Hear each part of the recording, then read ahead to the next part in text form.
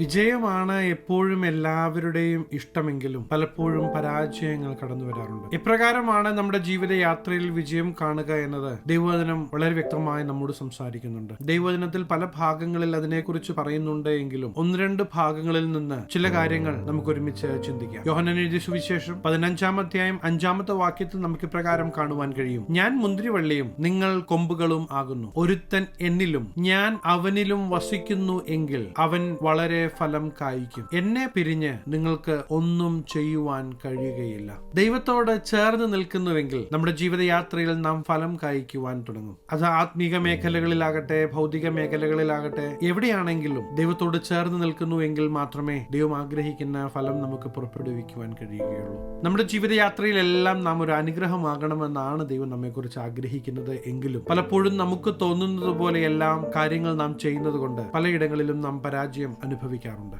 എന്നാൽ ഇന്ന് ദൈവം നമ്മെ ഓർമ്മിപ്പിക്കുന്നത് നമ്മുടെ ജീവിതയാത്ര ദൈവത്തോട് ചേർന്നുള്ളതാകണം. ദൈവശബ്ദം കേട്ടുകൊണ്ടാകണം നമ്മുടെ ഓരോ തീരുമാനങ്ങളും. വിട്ടുകളയാൻ ദൈവം പറയുന്നത് വിട്ടുകളയണം. ക്ഷമിക്കാൻ പറയുന്ന ഇടങ്ങളിൽ നാം ക്ഷമിക്കണം. പ്രതികരിക്കരുത് എന്ന് പറയുന്ന ഇടങ്ങളിൽ നമുക്ക് പ്രതികരിക്കാതിരിക്കുവാനും കഴിയേണ്ടത് ആവശ്യമാണ്. എപ്പോഴും എല്ലായിടത്തും പ്രതികരിക്കാനല്ല ദൈവം നമ്മെക്കുറിച്ച് ആഗ്രഹിക്കുന്നത് എന്ന് നാം മനസ്സിലാക്കേണ്ടത് ആവശ്യമാണ്. യേശു തന്നെ പ്രതികരിക്കേണ്ട ഇടത്ത് പ്രതികരിക്കുകയും പ്രതികരിക്കേണ്ടാത്ത ഇടങ്ങളിൽ മൗനമായിരിക്കുന്നതും നമുക്ക് കാണുവാൻ കഴിയും. ഇന്ന് ദൈവം നമ്മൾ ആഗ്രഹിക്കുന്നത് വിജയമാണെങ്കിൽ, ദൈവത്തോട് ചേർന്ന് നടക്കുമ്പോൾ, ദൈവശബ്ദം കേട്ട് തീരുമാനങ്ങൾ എടുക്കുമ്പോൾ തീർച്ചയായും വിജയം നാം കാണുക തന്നെ ചെയ്യും. പ്രകാരം വിജയം നമുക്ക് ലഭിക്കുന്നത് നമ്മുടെ കഴിവ് കൊണ്ടല്ല, മറിച്ച് ദൈവത്തിലുള്ള ആശ്രയം കൊണ്ടാണ് എന്ന് നാം തിരിച്ചറിയണം. ദൈവിക വിജയങ്ങൾ ദൈവത്തോട് ചേർന്ന് നടന്ന ജനത്തിൽ, ദൈവത്തോട് ചേർന്ന് നടന്ന പ്രവാചകന്മാരിൽ എല്ലാം അവർ കണ്ടത് നമുക്ക് പഴയ നിയമത്തിൽ കാണുവാൻ കഴിയും. ഇസ്രായേലിനെതിരെ പല രാജ്യങ്ങൾ കൂടി യുദ്ധത്തിന് പദ്ധതിയിട്ട് പാളയമിറങ്ങുമ്പോൾ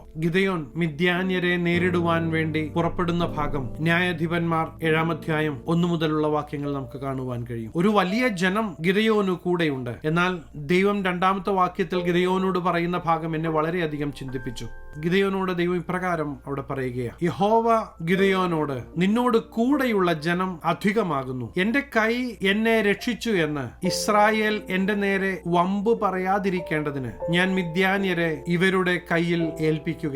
മിദ്യാന്യരെ നേരിടുവാൻ ഒരു വലിയ ജനാവലിയുമായി പുറപ്പെടുമ്പോ ദൈവം പറയുക, മിദ്യാന്യരെ നിനക്ക് ജയിക്കുവാൻ കഴിയുകയില്ല. അതിന് കാരണം പറയുന്നതാണ് യഥാർത്ഥത്തിൽ എന്നെ ചിന്തിപ്പിച്ചത്. ഇത്രയും ജനവുമായി ചെന്ന് നീ യുദ്ധം ചെയ്ത് നീ ജയിച്ചാൽ അതിന്റെ മഹത്വം ദൈവത്തിന് വരികയില്ല, മറിച്ച് നിങ്ങളുടെ കഴിവ് കൊണ്ട് നിങ്ങൾ ജയിച്ചു എന്ന് വമ്പു പറയുവാൻ തുടങ്ങും. അതുകൊണ്ട് ഈ യുദ്ധത്തിൽ നിങ്ങൾ ജയിക്കുവാൻ പോകുന്നില്ല. ഇവിടെ വളരെ ശ്രദ്ധേയമായ ഒരു കാര്യം, ആളുകളുടെ ശക്തി കൊണ്ടല്ല യുദ്ധത്തിൽ ജയം സംഭവിക്കുന്നത് എന്ന് ദൈവം ആ ജനത്തെ പഠിപ്പിക്കുകയാണ്. ഇന്ന് ദൈവം നമ്മോട് സംസാരിക്കുന്നത് നമ്മുടെ കഴിവ് കൊണ്ടല്ല, മറിച്ച് നാം ദൈവത്തിൽ ആശ്രയിക്കുമ്പോൾ നമ്മെ കഴിവുള്ളവളാക്കി മാറ്റുന്ന ദൈവ സാന്നിധ്യത്തിന്റെ പ്രവൃത്തി നമ്മുടെ ജീവിതയാത്രയിൽ നാം കാണുക തന്നെ ചെയ്യും. നമ്മുടെ കഴിവിൽ അഭിമാനിച്ച് മുന്നേറുമ്പോൾ നേരിട്ട വിഷയങ്ങളെ ഓർത്ത് നിങ്ങൾ ഭാരപ്പെടാതെ ഇന്ന് നമ്മെ ശക്തനാക്കുന്ന ദൈവത്തിന്റെ കരത്തിൽ നമ്മെ ഏൽപ്പിച്ചു കൊടുത്ത് ദൈവത്തിൽ ആശ്രയിച്ച് നമ്മുടെ ജീവിതയാത്ര നാം മുന്നോട്ട് നയിക്കുവാൻ നാം തയ്യാറാണെങ്കിൽ തീർച്ചയായും പ്രിയ ദൈവത്തിലെ ദൈവിക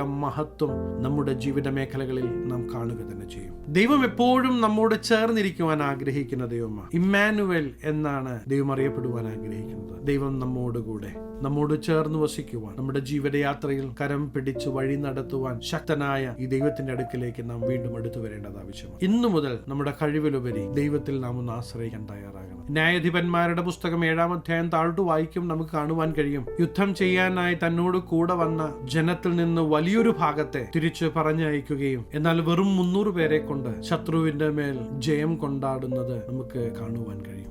ഇവിടെ ദൈവശബ്ദം കേട്ട് അനുസരിക്കാൻ തയ്യാറാകുന്ന ചില വ്യക്തി ജീവിതങ്ങളിലൂടെ ദൈവപ്രവൃത്തി വെളിപ്പെടുത്തുവാൻ ദൈവം തയ്യാറാകുന്ന പല സാഹചര്യങ്ങളും നമുക്ക് കാണുവാൻ കഴിയും. ഇതുപോലെ ദൈവത്തിൽ ആശ്രയിച്ച് ദൈവശബ്ദത്തിന് കീഴ്പ്പെട്ട് ദൈവശബ്ദത്തിന് മുമ്പാകെ അനുസരണയോടെ ഏൽപ്പിച്ചു കൊടുക്കുന്ന വ്യക്തി ജീവിതങ്ങളിലൂടെ അസാധാരണമായ ദൈവപ്രവൃത്തികൾ ദൈവം ചെയ്തെടുക്കുന്നത് പലയിടങ്ങളിലും നമുക്ക് കാണുവാൻ കഴിയും. ദൈവം നമ്മെക്കുറിച്ച് ഇതാണ് ആഗ്രഹിക്കുന്നത്. എന്നെ കൊണ്ട് പറ്റുകയില്ല, എനിക്ക് കഴിവില്ല, എന്നെ സഹായിപ്പാൻ ആരുമില്ല എന്നെല്ലാം പറഞ്ഞ് നിലവിളിച്ച് ഇരിക്കുന്നതിന് പകരം എന്റെ യേശു എന്നോട് കൂടെയുണ്ട്, എന്നെ ശക്തനാക്കുന്നവൻ മുഖാന്തരം ഞാൻ സകലത്തിനും മതിയായവനാണ് എന്ന് പറഞ്ഞ് ജീവിതയാത്രയിൽ മുന്നോട്ട് ചുവടുകൾ വെക്കുവാൻ തയ്യാറാകുമ്പോൾ അത്ഭുതകരമായ ദൈവപ്രവൃത്തികൾ നിങ്ങളുടെ ജീവിതത്തിൽ വെളിപ്പെടുന്നത് നിങ്ങൾക്ക് അനുഭവിച്ചറിയുവാൻ കഴിയും. നാം അനേകർക്ക് ഒരു അനുഗ്രഹമാകുവാനാണ് ദൈവം നമ്മെ കുറിച്ച് ആഗ്രഹിക്കുന്നത്.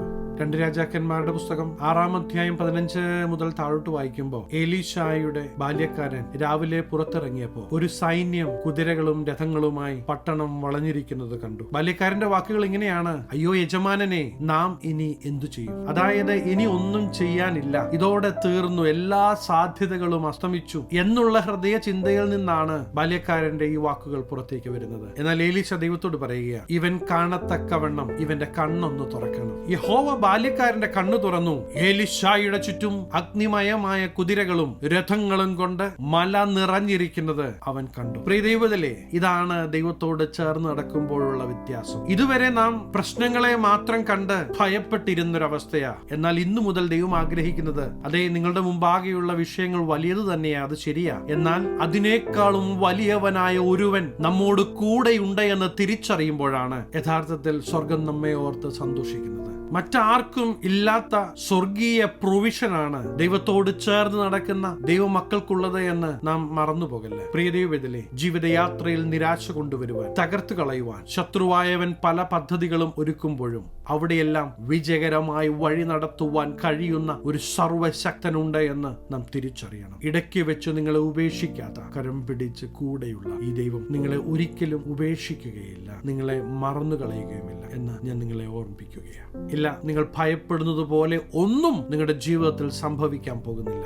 ദൈവവചനത്തിലുള്ള ദൈവിക വാഗ്ദത്തങ്ങളിൽ കരം വെച്ച് യേശുവിന്റെ നാമത്തിൽ ഞാൻ ഈ ദൈവിക വാഗ്ദത്തങ്ങൾ പ്രാപിക്കുമെന്ന് പറയുവാൻ തുടങ്ങണം. അതെ, ആ ദൈവിക വാഗ്ദത്തങ്ങൾ നിങ്ങളുടെ ജീവിതത്തിൽ ഈ ദിവസങ്ങളിൽ സംഭവിക്കുവാൻ പോകുകയാണ്.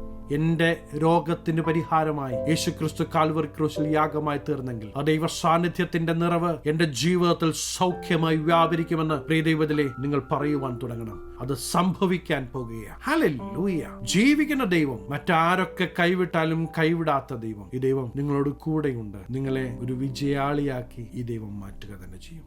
ഇന്ന് ദൈവാത്മാവ് നിങ്ങളോട് സംസാരിച്ചെങ്കിൽ, ദൈവശബ്ദത്തിന് മുമ്പാകെ ഏൽപ്പിച്ചു കൊടുക്കാൻ തയ്യാറാണെങ്കിൽ ഞാൻ നിങ്ങൾക്ക് വേണ്ടി പ്രാർത്ഥിക്കുവാൻ ആഗ്രഹിക്കുകയാണ്. കണ്ണുകളെ അടയ്ക്കാം, പ്രാർത്ഥിക്കാം. മഹാപരിശുദ്ധനായ ഞങ്ങളുടെ സ്വർഗീയ പിതാവേ, എന്നോടൊപ്പം ചേർന്ന് പ്രാർത്ഥിക്കുന്ന ദൈവജനത്തെ ഞങ്ങളുടെ തൃക്കരങ്ങൾ തരുന്നു. ഇവർ കടന്നു പോകുന്ന സാഹചര്യങ്ങളിൽ ഭയപ്പെടുത്തുന്ന ശത്രുവിന്റെ തന്ത്രങ്ങളെ തിരിച്ചറിഞ്ഞ് യേശുവിന്റെ നാമത്തിൽ അതിനെ ക്യാൻസൽ ചെയ്യുക. ഒരു വലിയ ദൈവപ്രവൃത്തി ഇവരോട് വെളിപ്പെടട്ടെ. ഇവരുടെ രോഗാവസ്ഥയുടെ മേൽ യേശുവിന്റെ കരം തൊടുന്നതിനാൽ നന്ദി കരേറ്റുന്നു. ജീവിതയാത്രയിൽ ഇന്നു മുതൽ ഒരു വലിയ വ്യത്യാസം ഇവർ അനുഭവിക്കട്ടെ. അനുഗ്രഹിച്ചു പ്രാർത്ഥിക്കുന്നു. അനുഗ്രഹമാകട്ടെ. സകല മനോമഹത്വം അങ്ങേക്ക്, സകലവും യേശു ക്രിസ്തുവിന്റെ നിസ്തുല്യ നാമത്തിൽ തന്നെ, ആമേൻ. പ്രിയ ദൈവത്തിലെ, നിരാശപ്പെടല്ല, യേശു ഉണ്ട് നിങ്ങളുടെ കൂടെ. തീർച്ചയായും നിങ്ങൾ ഒരു അനുഗ്രഹമാകും. ഈ ചെറു സന്ദേശം നിങ്ങൾക്ക് അനുഗ്രഹമായെങ്കിൽ തീർച്ചയായും ഞങ്ങളെ അറിയിക്കുക. അനേകർക്ക് അനുഗ്രഹമാകേണ്ടതിന് സ്നേഹിതർക്ക് ഷെയർ ചെയ്യുക, ഫോർവേഡ് ചെയ്യുക. നിങ്ങൾ ഈ ചാനൽ ഇതുവരെയായിട്ടും സബ്സ്ക്രൈബ് ചെയ്തിട്ടില്ല എങ്കിൽ തീർച്ചയായും സബ്സ്ക്രൈബ് ചെയ്യണം. ദൈവം അനുവദിച്ചാൽ അടുത്ത ദിവസം നമുക്ക് വീണ്ടും കാണാം. Stay blessed.